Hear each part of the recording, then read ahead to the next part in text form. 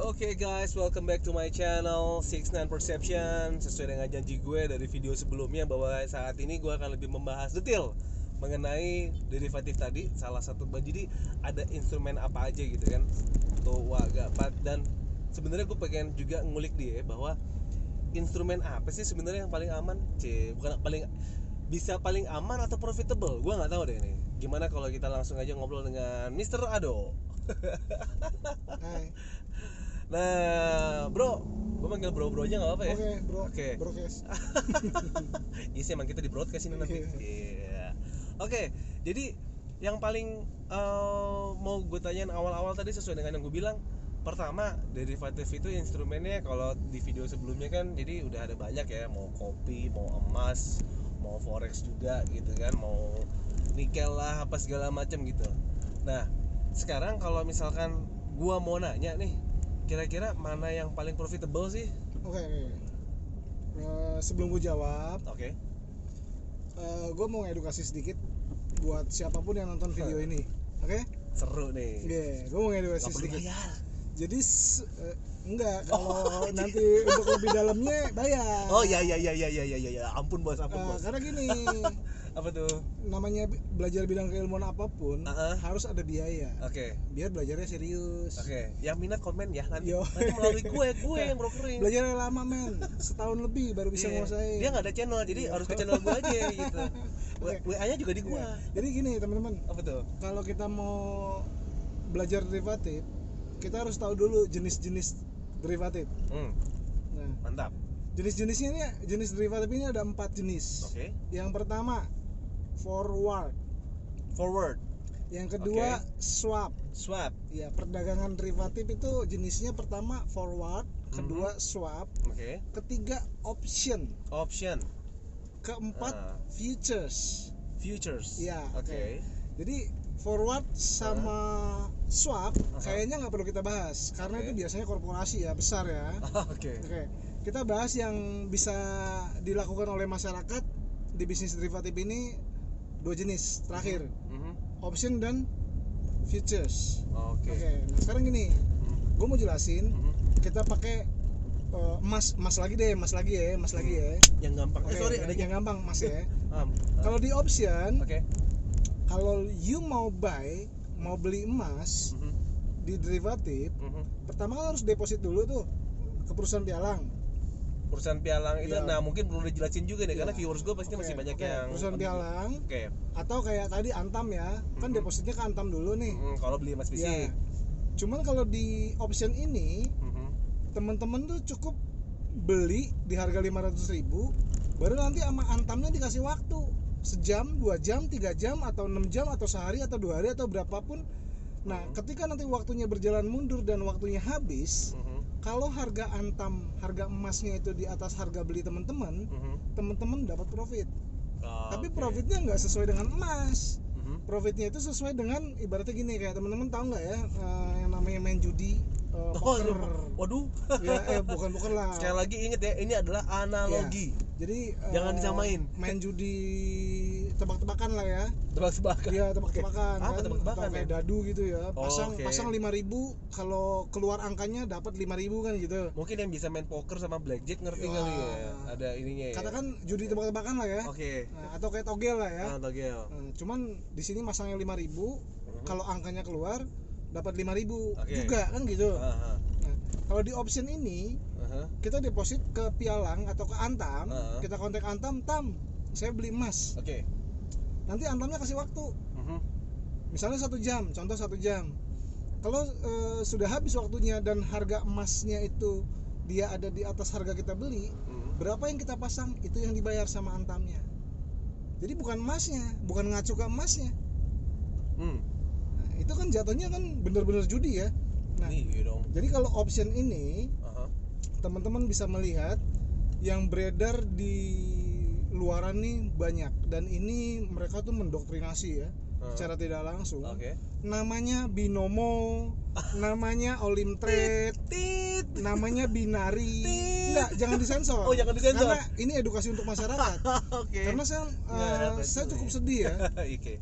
Cukup sedih melihat fenomena di masyarakat ini, anak kecil itu di warnet main all in trade. main binomo. Oke. Anak kecil masih sekolah loh. Alright. Main binomo. Mereka pikir itu permainan. Ya memang permainan, judi kan. Itu kan melatih orang judi. I see. Makanya di Indonesia ini Oke. dan di negara manapun juga, Aha. pemerintah tidak memperbolehkan aktivitas perdagangan derivatif di mana jenis transaksinya adalah option. Jadi kalau ada Oke. orang tua atau Mas Moni Aha. anaknya main binomo, Aha. main all in trade, Oke. Anjir. Cut nggak boleh judi, larang, nggak boleh. Itu judi. Itu judi. Nah kalau di futures kita kayak dagang konvensional, karena apa? Saat barangnya kita jual, dia akan mengikuti harga saat itu. Jadi kayak bener-bener kayak dagang beneran kan? Oke. Misalnya Mas Mo nih beli rokok Marlboro misalnya 25.000, Aha. terus rokoknya taruh di etalase. Oke. Nah terus harga rokok naik. Nah, Hmm. Mas Mo jual itu berdasarkan harga rokok saat itu. Iya. Nah itu judi bukan? Ya bukan kan, kayak Dagang. Semua orang juga aja. dagang kayak gitu kan? Iya, dan Nah, memang sudah ada spreadnya dari Yes. gue beli itu berapa dan gue jual berapa. Nah kalau option, Aha. sekali lagi kalau Aha. option Kalau option jangan. jangan. Itu judi. Apalagi kalau Anda melihat anak, ponakan atau siapapun Anda lihat dia mainan option, Aha. entah itu namanya binomo, binari atau all in trade, Belajar judi kecil-kecilan. ya, itu lebih baik disingkirkan. Ya tapi itu kalau Anda suka judi ya udahlah ya kalau Ya judi- kalau lu suka judi ya gue Ya, komen deh. Gua no comment. Lu judi aja sana. Tapi jelas kita di sini jangan judi lah. Ya, Ya kita nggak? yang benar-benar aja. Iyalah, Kita oke. berbicara sekarang konteksnya perdagangan. Nah, Oke. sekarang Lanjut. dari semua instrumen yang digunakan di perdagangan derivatif Mhm. ada namanya emas, Mhm. gold, Mhm. ada palladium, ada perak, Mhm. ada foreign exchange, forex, ada Valuta asing ya kalau bahasa Indonesianya. valuta asing, ada oil. Oke. Nah, dari semua instrumen yang digunakan sebagai acuan, Mhm. itu yang paling aman menurut gue ya. Ya. Menurut gue nih, Yeah. itu mata uang. Mata uang atau valuta asing ya. Kurs ya. nilai tukar mata uang antar satu negara dengan negara yang lain, atau bahasa kasarnya itu kalau orang bilangnya forex. Forex. Sebelum lanjut, gue tadi kan nanyanya mana yang paling profitable? Apakah itu juga profitable? Kita kalau dagang kan bukan masalah profitable ya. Sekarang kalau mau untung gede, modalnya gedein. Oh. Ya Jadi ini mau nih pakai gue demen nih. instrumen apapun, Oke. kalau lu mau untung gede, modalnya gedein. Modalnya gedein. Oke. Nggak bisa modal kecil mau untung gede, nggak ada yang kayak gitu. Hanya orang gila dan endingnya pasti dia rugi terus. Atau tadi judi tadi. Nah, sekalian judi. Judi. Sekalian judi. Kalau Sekalian mau judi. untung gede sekalian judi gitu. Jadi Jadi jangan di sini iya, ya, jadi jangan yang ini nih, jangan yang kalau kita pelajarin nih. instrumen yang paling aman, Mhm. karena gini, kita kalau berbicara nilai tukar mata uang kedua negara, Mhm. itu adalah melambangkan kondisi ekonomi kedua negara. Oke, negara Misal, sama negara. saya ambil contoh rupiah lawan dolar. Nah, oke. Kalau dia ke 18.000, itu melambangkan ekonomi Indonesia itu lagi mengarah ke krisis. Kan nggak mungkin. Oh, enggak. Oke. Kenapa saya bilang nggak mungkin? Karena kalau Indonesia krisis, maka negara-negara yang menjadi lawan dagang Indonesia pun akan membantu Indonesia. Kenapa? Kalau Indonesia krisis, mereka kehilangan pangsa pasar satu negara loh. Iya, betul. Maka mereka nggak akan tinggal diam. Kalau Indonesia mengarah ke krisis, mereka kan akan membantu dengan pinjaman lunak, dengan pinjaman tanpa bunga, utang dengan, dong. ya entah mereka membantu dengan, ya membantu lah pokoknya kan. Membantu dalam tanda kutip ya anjir. gua nggak tahu lah itu kan. Yang jelas Oke. ngebantu. Iya, Ya kan? oke, Kayak oke. Arab kemarin ngebantu kita kan, ngasih pinjaman tapi bunganya kecil banget. Coba kalau dibagi ya. Nah, jadi bodoh amat. kenapa Oke. gue bilang mata uang? Mhm. Karena dia tidak ada yang bisa menggerakkan kurs nilai tukar mata uang itu. Tidak ada yang bisa mensabotase maksudnya. Oh, mensabotase. Kalau emang gerakan ya perdagangan ya berarti Iya, kan? antara kedua negara. Sebaliknya, kalau harga emas atau harga minyak atau harga saham contohnya, Saham-saham itu bisa perusahaan lah bisa ya. direkayasa. Menurut gue ya, itu bisa direkayasa. Oke, Kenapa? dan, Karena gini, kita sama-sama tahu, anak SMA pun tahu, anak SMP mungkin udah tahu ya hukum ekonomi ya. Oke, IPS. Permintaan tinggi, harga akan naik. Tidak ada permintaan, harga Ya, turun. ya harga turun atau diam di tempat. Iya, antara supply dan demand jadi sebenarnya. Nah, sekarang kalau kita berbicara emas, Oke. kalau banyak yang minta, banyak orang yang mau berinvestasi menggunakan emas antam, itu antamnya itu tinggal nahan. Kalau ditahan makin banyak yang minta, harganya kan naik. Berarti di situ kalau boleh gue bilang harga emas itu bisa disabotase dong. Ya. Bisa direkayasa dong. Betul. Begitu pula Oke. saham, Iya. begitu pula oil. Iya. Tapi kalau nilai tukar mata uang, ini nggak ada yang bisa merekayasa. Kenapa? Kalau ada yang bilang bisa merekayasa, misal yang bilang merekayasa adalah bank atau Wah, ini banknya lagi Iya. ngejual dolar nih. ya, kita bukan berbicara fisik mata uang di sini. Oke, Kurs nilai tukar yang kita jadikan sebagai acuan transaksi kita di derivatif. Oke. Nah, jadi kalau memang ada yang bisa merekayasa pergerakan nilai tukar mata uang satu negara dengan negara lain, terus itu ngapain Pak Jokowi sama Bu Sri Mulyani pusing-pusing mikirin biar rupiah kita menguat? Oke. Kenapa nggak panggil aja pihak yang bisa menggerakkan harga itu? Kalau memang ada yang bilang harga ada yang menggerakkan. Biasanya kalau trader forex itu bilangnya Maksudnya ada pihak individu atau iya, organisasi entah yang bisa menggerakkan entah gitu. konsorsium entah apa, pokoknya kalau di kalangan trader forex ini Wah, ada big player nih gitu. Oh iya, ada big boys, Ada big boys, player, ada big player ada, nih.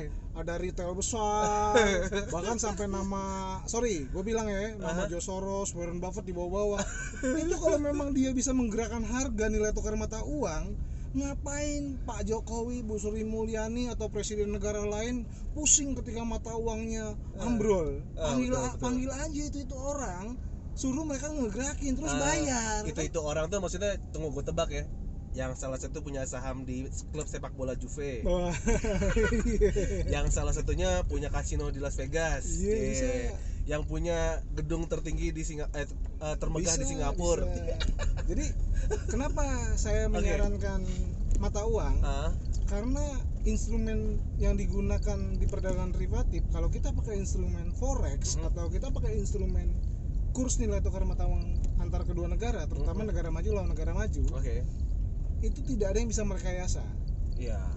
Dan dari prinsip tadi nggak seenak-enaknya bisa merekayasa gitu. Iya. Kan? Dan dari prinsip tadi kalau kita berbicara instrumennya, dari prinsip perdagangannya, negara satu nggak mungkin tinggal diam kalau negara satu makin merosot ekonominya. Dia pasti akan ngebantu biar harganya kembali lagi dan balance. Jadi perdagangannya bersirkulasi lagi. Oke. Kalau gue pikirin contoh, kita misalkan ya, kita faktanya sekarang banyak dari Cina nih ya. Iya. Ya kan, barang-barang.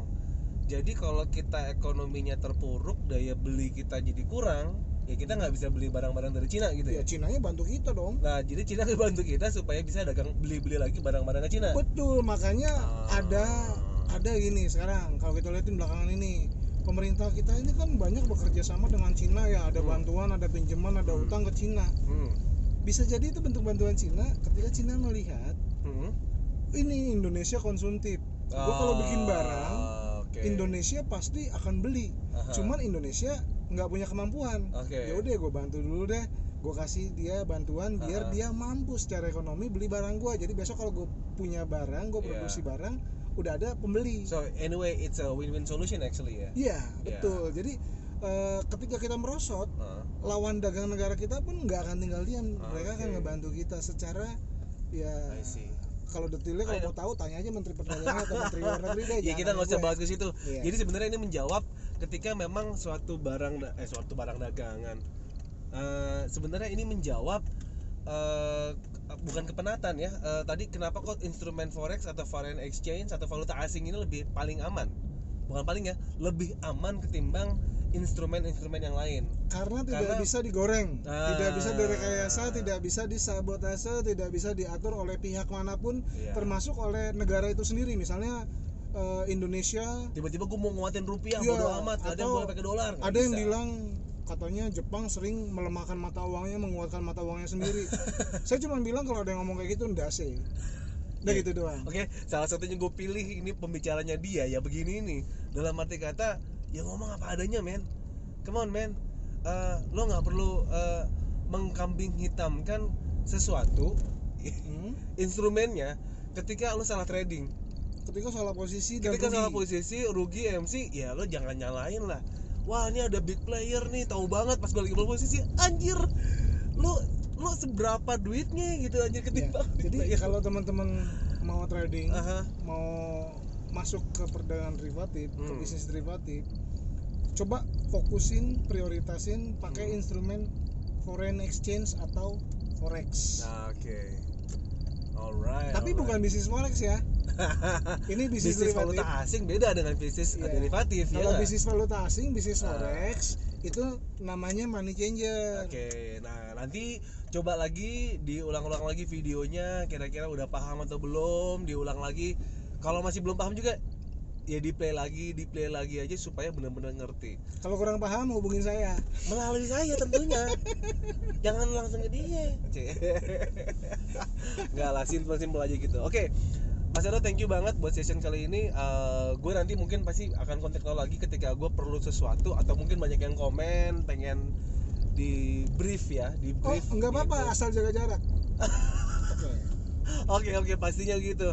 Dan mudah-mudahan ada di tempat yang lain dan dalam sesi yang lain juga gitu pastinya. Oke, tadi memang ada beberapa yang bikin ngeselin, which is gue tahu sih sebenarnya ngeselinnya buat siapa sih. Ya nggak, tapi fakta men, fakta ini dengerin gitu loh. So once again, my name is Mo. Sampai ketemu di next video. Don't forget to subscribe and like this video. 69 Perception ngeselin tapi fakta loh men. Bye guys.